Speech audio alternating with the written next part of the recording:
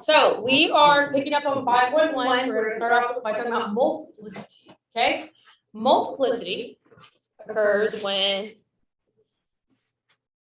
it describes the behavior around the x-intercept.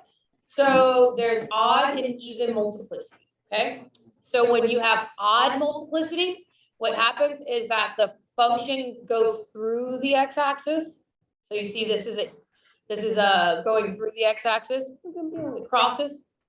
When you have an even multiplicity, the function is going to touch the x-axis. So instead of going through the x-axis, it's going to touch the x-axis. There's a slight change in direction.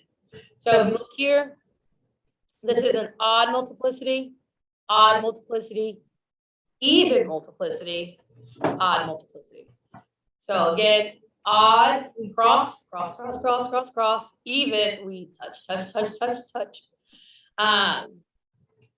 I say even kisses the line, whatever you want to say it, but that's what happens. So even and odd means what's the power of that factor. Okay, if it's an odd power, then it's going to be crosses. If it's an even power, it's going to touch. So let's look at an example here. So the real zeros are just literally where you cross the x-axis. That's where you can set up a factor. So if something is a real zero, then that real zero is x minus that r. So whatever the real zero is, the factor is x minus r, right? Does that ring a bell? So if I cross the x-axis at 2, then my factor is x minus 2. If I cross the factor at -2, then my factor is x plus 2. Okay, so let's look here. We're going to identify our real zeros. So our real zeros, we have this guy at -3. We have a real zero here at -1, a real zero here at 2, and a real zero here at 4. These are real zeros because I crossed the x-axis. I touched it. Do we see that? So therefore, here are my real zeros, and each real zero can be written as a factor. So if I'm at -1, its factor is x plus 1. At +2, its factor is x minus 2. At -3, its factor is x plus 3. At 4, its factor is x minus 4. Notice how all of these cross. Well, that tells me that it has an odd multiplicity. So notice how on each factor, there is only a power of 1. And is 1 an odd number? They cross the x-axis. They cross the x-axis, like literally go through. So the cross to go through the x-axis. How do you feel about identifying real zeros and writing them as factors? Something you can do? Feel good about doing? Yeah. Okay. All right, so let's see. Here it tells us that we have a polynomial function of degree 3 whose real zeros are -1, 2, and 3. And it wants us to find the polynomial function. Okay. So to find the polynomial function, we need to go from the zeros to the factors. So if I have -1, what is my factor? X plus 1. If I have 2, what is my factor? If I have 3, what is my factor? Perfect. Do we see how we create the factors? Okay, so this is it in factored form. This is not an exact because all I know is this. I don't know the y intercept, I don't know anything else, but based on what's given, this is what I know. The fact that it tells me that it's degree 1, that means that the power of each one of these factors is 1. So this is in factored form. To go from factored form to standard form, we're going to have to FOIL and distribute, right? So we're going to FOIL and we'll distribute, however order you want to do it. We're going to start off with the first 2, because you only can multiply 2 things at a time, right? So we have x squared. Are you still with me? Okay. We're at -2x plus 1 x minus 2. And that leaves us with that times x minus 3.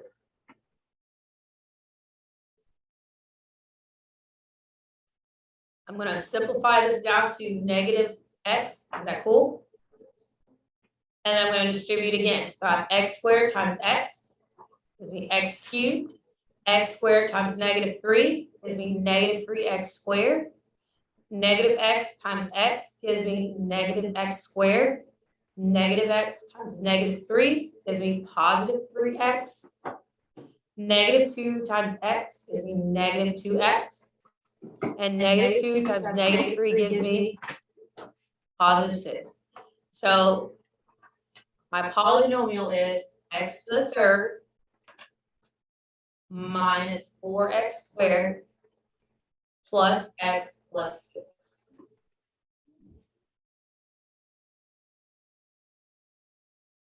And that would be my polynomial function in standard form.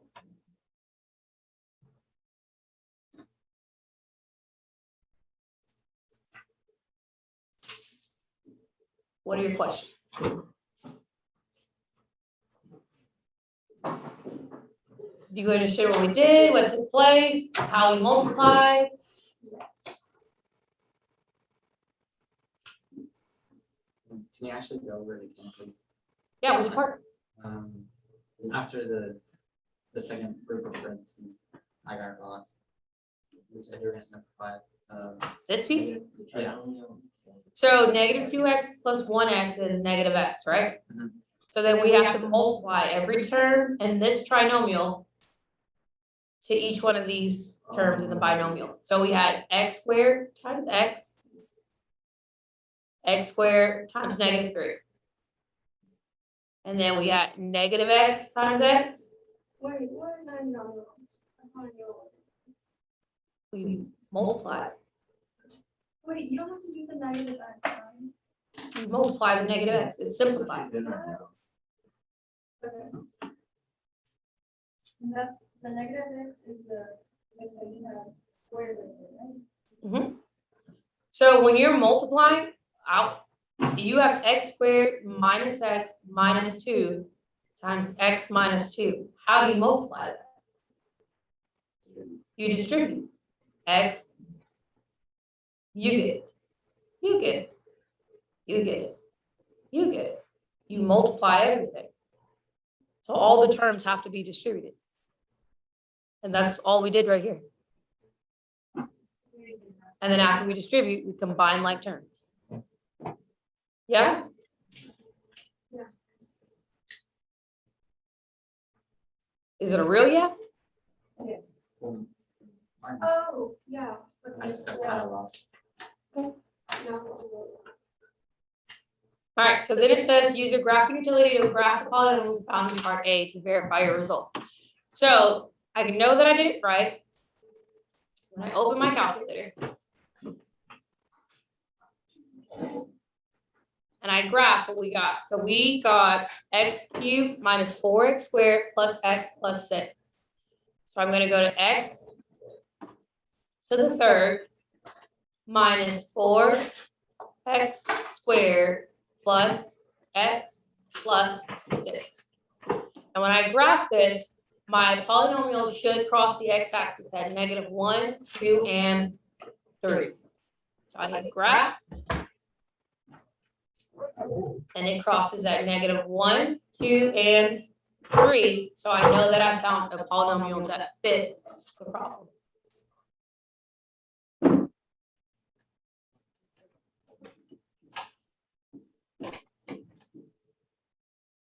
Can you redo the whole graphic? What do you mean? I missed it. I just went to y equals and typed in what we had on our paper. Type in the x equals. Mhm. That's it? When you have a factor and it has a power here, that means that there is a multiplicity, okay? And so if it was x minus 2 squared, then there is a multiplicity of 2, okay? That's an even multiplicity, and like we said before, even means it's going to touch the graph, not across the graph.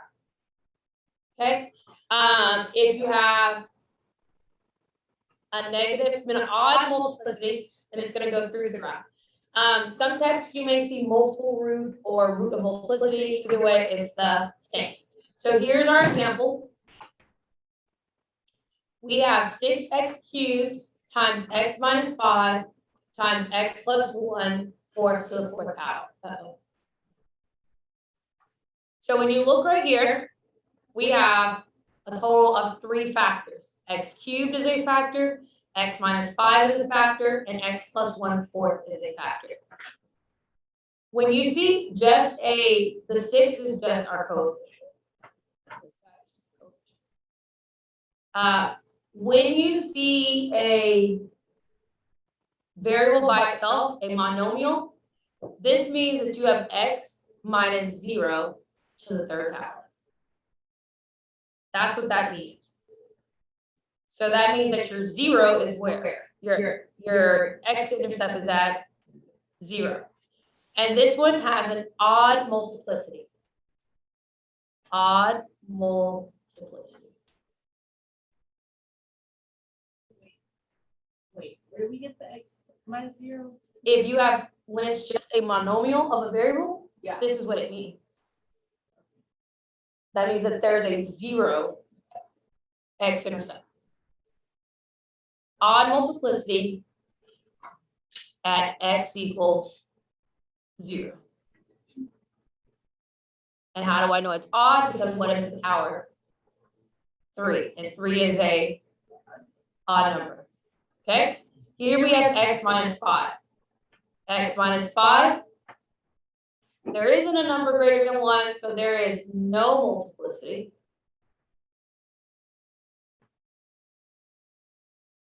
At x equals 5.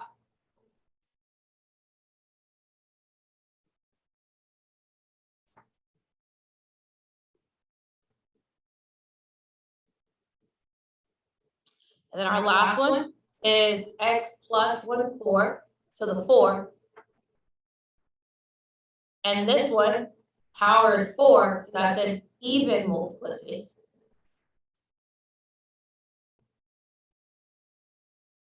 At, that's a weird at symbol.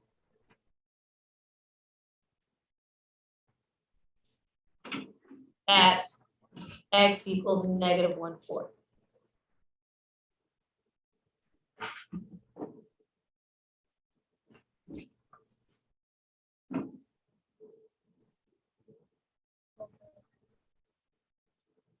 So, how do you feel about describing the multiplicity in the location of the zeros? What are your questions, comments, concerns? So what's the answer to this question? It's just that? Yeah, this is identify your zeros and their multiplicity. So one of our questions would be like, that'll be our answer. So this 0 is located at 0, right? Yeah. And it's an odd multiplicity. That factor is at x equals.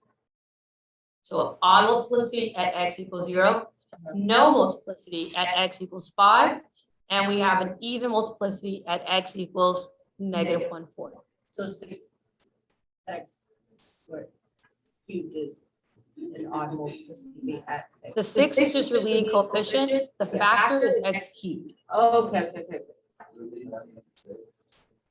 Not right now.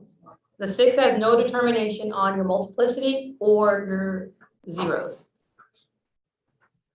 So what this is saying is, at this point, I could be able to draw a sketch of what this function should look like, just based on around the values, if I understood the leading coefficient. But we're not there yet, so we'll get there though.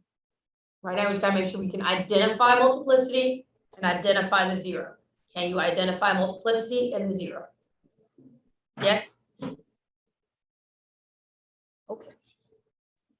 All right, next thing we need to be able to do is finding the x and y intercepts of a polynomial, of any function in general.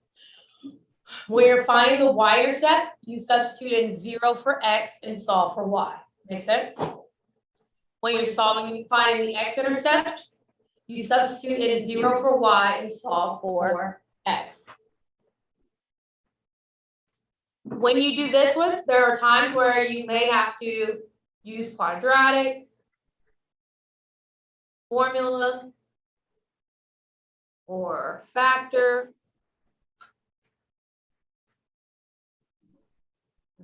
But solving for the x is a little more intense than solving for the y. Are you ready to practice finding the intercept algebraically? Okay, so here we have f of x equals x minus 2 squared times x plus 4. Find the x and y intercepts of the graph, okay? So to find the x-intercepts, if it's already factored, that makes it super duper easy for us, right? Because we're just taking this x minus 3 squared times x plus 4 and setting it equal to 0. And when you're taking two factors instead of equal to 0, that means you're asking for each one of these factors, what would x have to be to make it equal to 0? So if I have x minus 3 equals 0 and x plus 4 equals 0, what are my x's? X equals 3 and x equals negative 4. So that's where my x-intercepts are. Yes. Y-intercept. So to find our y-intercept, that means for x, I'm substituting in zeros. So to find my y, it equals 0 minus 3 squared times 0 plus 4. Everywhere that there was an x, I put a 0 in its place. So that gives me y equals negative 3 squared times 4, which is 9 times 4, which equals 36. So my y-intercept is at 0, 36.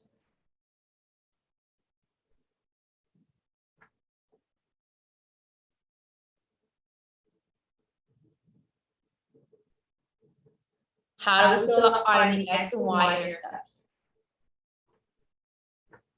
Good? Doable? Okay. Next, for each x-intercept, determine whether it's odd or even multiplicity. Okay, so we have 2. So at x equals 3, what type of multiplicity do we have? It's an even multiplicity. And why is it even? It's a 2, right?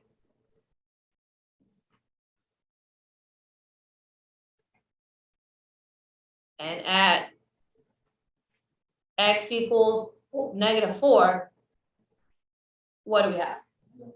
There's no multiplicity, which technically is pretty much the same as saying odd multiplicity, but.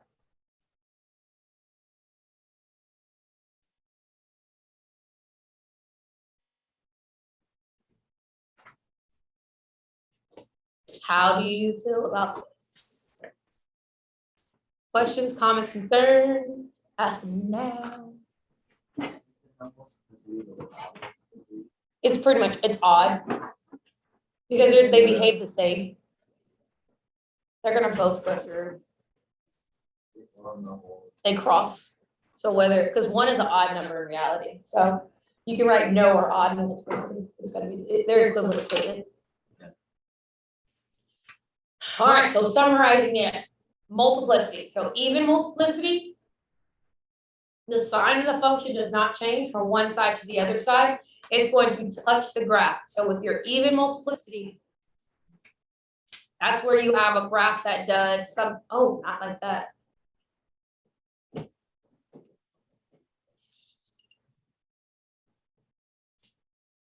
Your graph will do something like sit on the x-axis. So this makes it an even multiplicity. That's why it says the sign of f(x) does not change. So my y values are still positive. Does that make sense?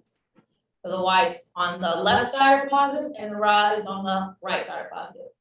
And it's just touching the x-axis, okay? Odd multiplicity, your signs of your y value are gonna change. So with odd multiplicity, it's going to cross. That's where we have our typical function. I have negative y's, and at this point I cross and I have positive y's. I have positive y's, and at this point we cross and we have negative y's. I have negative y's, and at this point we cross and we have positive y's. This is the behavior of your odd multiplicity. It crosses the x-axis. Okay? How do we think about visually seeing multiplicity? Yes. Awesome. Okay, so looking at this example all together, we have x plus 3. Its root or its 0 is at -3. Do you agree? It has an odd multiplicity because what's the power of the factor? 1. And then therefore it's going to do what? It's going to pass through. Does that make sense? It's going to go through. And that's what happens when you graph a linear equation, right? It just goes through the x-axis. Let's look here. We have x minus 1 to the third power. Here, we have x What is minus the 1 root to for the this? third power. What is the root for this? 1. 1. Makes sense, Makes right? sense, right? And it has an odd multiplicity. Why is it odd? That's because it's a 3, okay? And it's gonna kind of squiggle / pass through. It's not gonna be as straight as the linear, but it's still gonna make a curve and go through the point. Does that make sense? Because we talked about with multiplicity, as it with a power function, as that power gets larger, it starts to flatten out around the intercept, right? So that's why it's more of a swiggle than a straight through. Okay? So that's 2 examples of odd. Even, I have x squared, there's nothing being plus or minus, so therefore its root is 0.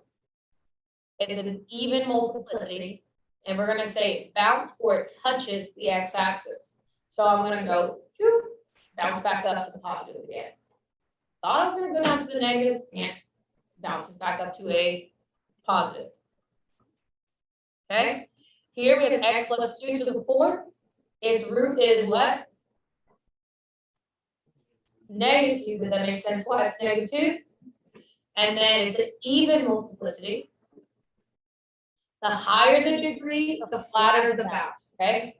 So it flattens out, but it still is gonna bounce back up. Cool? All right. What's the root? The root is another word for 0. So this is tying it all together. The roots and multiplicity and describing all in one. Doable? Awesome. All right, our next attribute that we're gonna talk about are called turning points. Okay? Turning points are when your graph goes from being increasing to decreasing and vice versa. Okay? That's called a turning point. To determine the number of turning points, it is the degree of your function minus 1. That's the max number of turning points you can have. So again, turning points, max is your degree minus 1. Whatever the degree of your function is, minus 1 is the max number. Saying that it's the max emphasizes the fact that you're not guaranteed to have that many. And that's because of multiplicity. Okay, so let's look at some turning points. So we have here, we have this 3rd degree polynomial, right? So this is a degree of 3, which means that my turning points equals 3 minus 1. So at max, I should have how many turning points? 2. So I should have 2 points where direction changes. So if you look on this graph, I increase, I decrease, I increase. There are 2 points where that happens, right? And that's what that means. Now, this is also a degree of 3. And also my turning points would equal 2, but that's my max allowed. Did I even have to turn it at all? No, I am continuously increasing the entire time. So you do not have to, that's why it's your max, but not required. Does that make sense? Okay.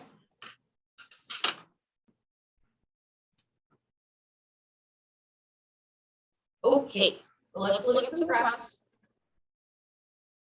We're gonna determine if it's a polynomial or not. And if it is a polynomial, then we're gonna identify the attributes of the polynomial. Okay? So the first graph we have here. Is this a polynomial? No. And why is it not a polynomial? Exactly. No, not continuous. So we're gonna have to worry about it. Is this a polynomial? Yes, it is. So from here, we should be able to identify the zeros, the turning points, and the degree of the polynomial. Okay? So here, how many zeros do I have? I have 3 zeros, and they are. So they're at 1, -1, and -3. Because I have 3 degrees and they all look odd. And our turning points equals 2. What would be the degree of this? It would be a cube.